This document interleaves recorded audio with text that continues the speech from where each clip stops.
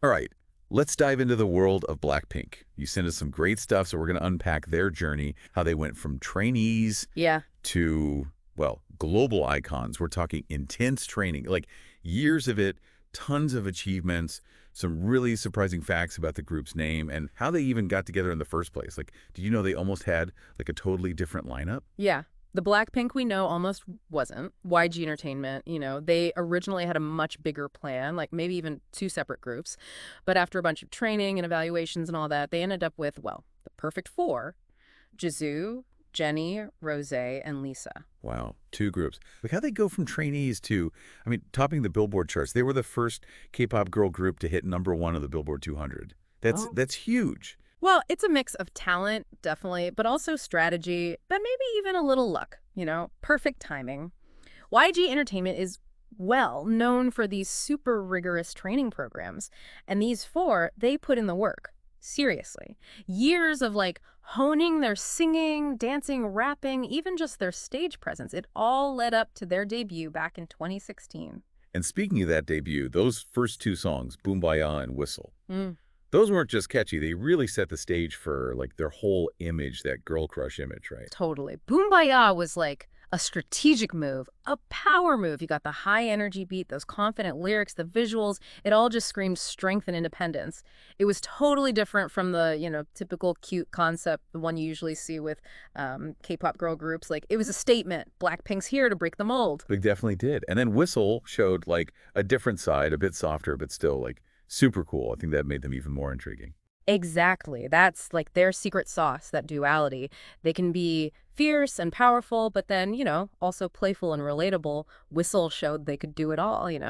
And it really solidified their musical identity as a group that wasn't afraid to, try different sounds, but still stay true to their image. Yeah, that makes sense. Okay, what about the name Blackpink? I mean, it's so catchy, but is there more to it? I heard they almost went with some, well, pretty wild names. It's a really clever name, actually. It plays with the contrast, right, between black and pink, and Yeah. that represents, both their strength and their femininity. It's pushing back against, like, the stereotype that girl groups have to be just one thing. Right, right. Can you imagine them being called like Pink Punk or Magnum? Magnum, Right. whoa. Talked about a different vibe. Okay, so back to their music. They started racking up the hits pretty quickly. You had Playing with Fire, As If It's Your Last. They were on a roll. Yeah, they were building momentum, getting their sound down, and their fan base was growing like crazy. And with every song, their visuals and like fashion choices, they became more influential. They were turning into global trendsetters. And you got to remember, this was all happening while K-pop was becoming this global phenomenon. And Blackpink, well, they were riding that wave and kind of shaping it at the same time. And then in 2018, Do Do Do Do came out, and it blew everyone away. It wasn't just a hit. It was like a cultural moment. Yeah. What do you think made that song so impactful? I think it was a lot of things coming together. The song's super catchy, right? Powerful beat, memorable lyrics. Plus the music video, it was like visually stunning, all this symbolism and style. And their performance of it, it was electrifying. Their stage presence, the choreography, it was all there. And of course, it really captured that girl crush concept, showing their confidence and their like Yeah. swagger. So it all added up to this massive global hit. And yeah, it launched them to superstardom. It definitely did. And then that was amplified when they became the first female K-pop group to play Coachella in 2019. I mean, that felt like a turning point. Totally. Coachella's like this global stage, and their performance introduced them to like a whole new audience. And that solidified their status as, international stars. They weren't just K-pop. They represented this new generation of female artists, breaking down boundaries and defying expectations. Yeah, it was huge. And their EP, Kill This Love, from that same year, was another smash hit, debuting at number 24 on the Billboard 200. I mean, they were breaking records left and right. It showed, that their global appeal was growing and that they could deliver like consistently high quality music and performances. They weren't a one-hit wonder. They were here to stay, and the world was taking notice. I mean, their YouTube channel, it even passed 1 billion views for Do Do Do Do around that time. That shows how dominant they were digitally. Yeah, 1 billion views. Crazy. Okay, and then the hits kept coming. How you like that?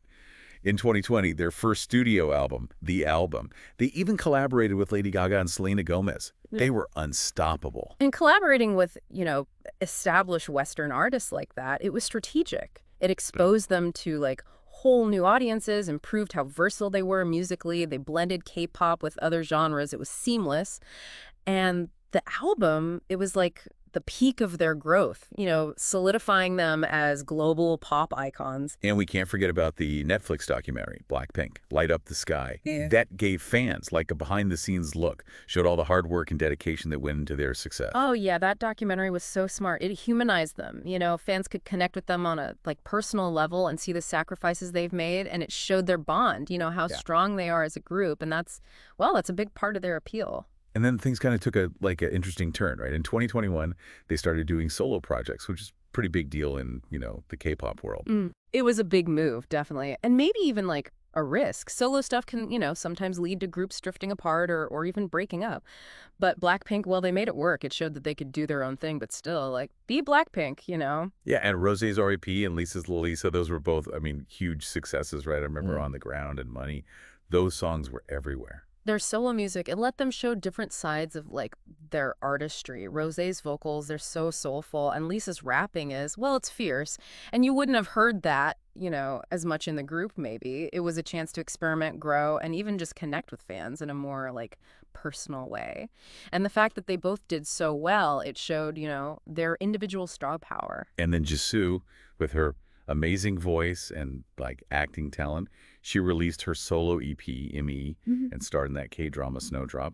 She's a triple threat, for sure. Yeah, Jisoo's solo work, it really highlighted how versatile she is. Me showed off her vocal range and, how much emotion she can bring to a song, and Snowdrop, well, that showed she can connect with people on screen. It's clear that she's a force to be reckoned with in music and acting. Oh, yeah, for sure. And of course, we got to talk about Jennie, who'd already released solo back in 2018. She's a fashion icon, amazing musician, and she was even in that HBO show, The Idol.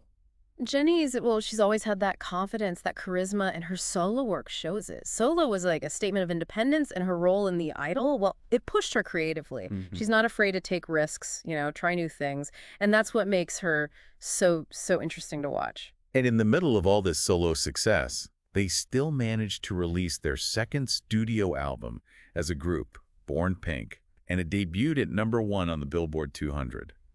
They proved they could do it all.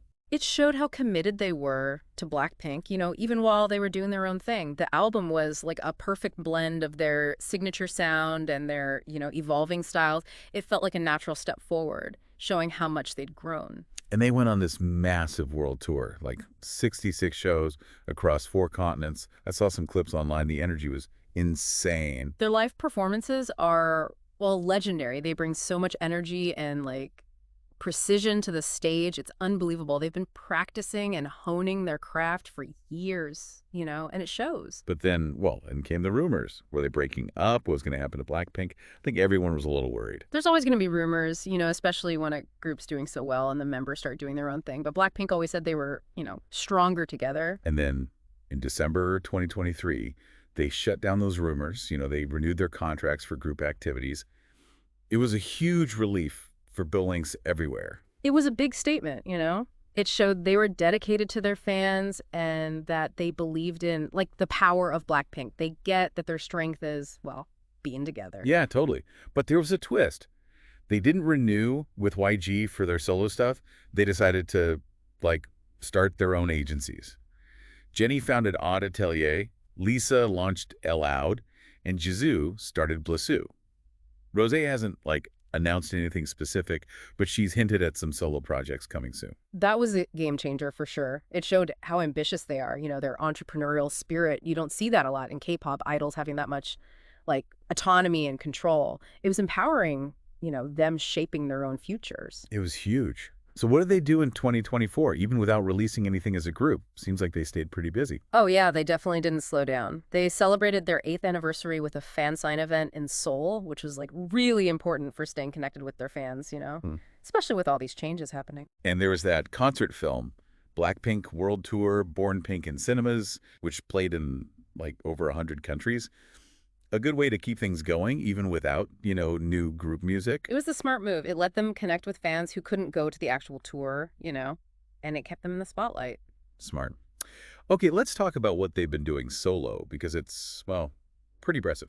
Jisoo, our talented actress, she's been filming this zombie thriller, Newtopia. It's supposed to come out in 2025. She's really, like, making a name for herself in acting. Newtopia is a big deal, you know? A lot of people are excited about it. And her fashion influence is undeniable. Wow. She's like the global ambassador for Dior, and she's always at these big fashion events. Jisoo's got this, like, elegant and sophisticated image that fits Dior perfectly. Being a global ambassador, it's really raised her profile in fashion and, well, cemented her as a style icon. It shows you how much reach K-pop stars have, you know, luxury brands want to work with them. Totally. And then there's Jennie, who's not just a musical powerhouse, but also like a fashion icon herself. She's a global ambassador for Chanel, and you always see her on the covers of like all the major fashion magazines. Jennie's style is, I'd say it's edgy but chic, and that fits Chanel perfectly. Everything she wears, people analyze it, copy it. She's a trendsetter. And we can't forget about The Idol, her acting debut on HBO. That was a bold move, and people were talking about it a lot. It showed, you know, that she's willing to, like, step outside her comfort zone. The Idol was a controversial show, but it gave her a chance to show what she can do as an actress and reach a bigger audience. Right, right. And then there's Rosé, our, golden-voiced angel. She released her second solo album, Rosé, in December 2024, and it debuted at #3 on the Billboard 200. I mean, that's huge. Rosé's solo music has this, like, ethereal quality to it. Her vocals are powerful, but also, like, delicate, and her lyrics, they show so much emotion. Rosie proved how much she'd grown as an artist, you know, cemented her as a solo star. And she's another one with a strong presence in fashion. She's a global ambassador for Saint Laurent. You see her at their shows and events all the time, always looking like effortlessly chic. Rosé's style is just cool and feminine, a perfect fit for Saint Laurent. Her work with them has been, like, really successful. They get a lot of attention, and it just shows how influential she is in fashion. And finally, we got Lisa. I mean, she's been killing it with her solo music, hit after hit, winning tons of awards. Lisa's solo stuff has this, like, energy that you just can't ignore. She's an amazing dancer, performer, and her music videos are, well, visually stunning. They really capture her charisma, you know, her stage presence. She's also done some cool collaborations, expanding her musical, like, horizons. And she uses her platform for good, too, like when she performed at the Global Citizen Festival. It's inspiring to see her using her voice to, make a difference. Yeah, it shows what kind of person she is, you know, committed to something bigger than herself. She gets the power she has and uses it to, like, raise awareness. That's awesome. Right. And we can't forget about her upcoming acting debut in Season 3 of The White Lotus on HBO. I'm so excited to see her in that. It's a great opportunity for her, you know, to show off her acting and reach a new audience. The White Lotus is, well, a really popular show, critically acclaimed, so her being in it, it's going to be a big deal. It definitely is. And let's not forget about her ambassador roles for Celine, Prada, and Bulgari. Lisa's fashion game is, like, next level. She embodies, like, the aesthetic of each brand so well. It shows how versatile she is, and, well, her global appeal. People follow her fashion, admire it. She's a true trendsetter. She is. So we've talked about all their individual stuff, but let's get back to BLACKPINK as a group. They've confirmed a new album and world tour for 2025, and the BLACKPINK are, well, going crazy. The excitement is, like, palpable. This is their first full group comeback since Born Pink back in 2022. It's going to be massive, and fans are dying to see how all their, you know, solo experiences will shape the music. Yeah, the world tour is going to be huge. It starts in South Korea, wraps up in Japan, with stops all over North America, Europe, and Asia. It shows how global they are. It's a really big tour for, you know, a K-pop girl group. It shows how dominant they are, you know, globally, and how much demand there is for their music. It's going to be a spectacle for sure. Look, let's take a second to, like, appreciate the impact they've had on music and, beyond. They've broken so many records, it's insane. Their influence is, well, huge. They've changed expectations and, like, paved the way for other K-pop groups. They help make K-pop mainstream, and their influence goes beyond music, too. You know, fashion, beauty, even activism. And their fan base, the BLACKPINK, they're so dedicated, so passionate, and they've kept that connection strong, even with, the solo stuff. It shows how genuine their bond is. That fan connection is, well, it's everything. It shows they're authentic, you know? They connect with people all over the world. They've built a real community, and that's a powerful thing. So with all this, all their accomplishments, and, like, a bright future ahead, where do they go from here?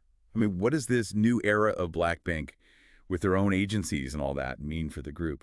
Yeah, it's wild to think how all their, solo stuff will affect them as a group. Like, will it change their sound, make Blackpink go in a new direction? I mean, that's the question, right? They've each done such different things on their own. Rosé, she's gone for this, like, more chill singer-songwriter vibe. And Lisa's gotten even bolder, with that hip-hop influence. Jennie's mixed pop and R&B. And Jisoo, she's really shown off, like, the power and range of her voice. It'll be so interesting to see how it all comes together on their new album. Yeah, I'm thinking it'll be like a richer sound, with more layers to it that's of all their solo stuff, but still, with that Blackpink energy. And what about the lyrics? Think they'll write differently after, going solo? I think so, yeah. They've all had to deal with the, ups and downs of solo careers, different pressures and stuff. I wouldn't be surprised if their new songs are about that, independence, figuring themselves out, even that balance between like being solo and being in a group. It's like they're, leading the way. This whole thing, having separate agencies but still being a group, it's new for K-pop. Yeah. We'll have to see how it goes. It's a big move, definitely. And it could, change things for other K-pop groups if Blackpink can make it work, balance it all. Maybe other groups will try it too. Maybe idols will have more freedom, more control. And from a, business side, Yeah. having their own agencies opens up so many possibilities. Totally. Think about it. Collaborations, brand deals, all sorts of creative projects between their agencies. It could be like this network that helps all their individual brands, but also makes Blackpink, even stronger. It's smart. Yeah, it's like they're building their own, K-pop empire. But beyond the business stuff, what about the music? What can fans expect from this new album? I think it'll be more mature, more complex, something that reflects like how much they've grown. They're not afraid to try new things, so I bet there'll be some surprises. Maybe even some songs that mix genres, pop, R&B, hip hop, maybe even a little rock. And I'm hoping for some lyrics that, get personal, talk about what they've been through, the good and the bad, and of course, their bond as a group. Oh, yeah. Their music has always connected with people because it feels like real and relatable. If they write about their own lives, this new album could be, their most powerful one yet. Okay, so we've gone deep on Blackpink's journey, from trainees to, well, global superstars, breaking records, going solo, and now, this new chapter with more independence and, like, creative freedom. What's, like, the biggest takeaway for you? Honestly, it's how dedicated they are to, growing individually, but also staying together as a group. They've managed to do both. And that's not easy. They've proven that you can, have it all. They're changing what it means to be a K-pop group. It's pretty inspiring. Yeah, I think you've nailed it. They're not just making music, they're making history. Blackpink is, well, a force, and they're just getting started. So keep your eyes and ears open, because this new era, it's going to be epic. Couldn't agree more. It's a great time to be a BLACKPink. Blackpink's got such a bright future. I can't wait to see what they do next.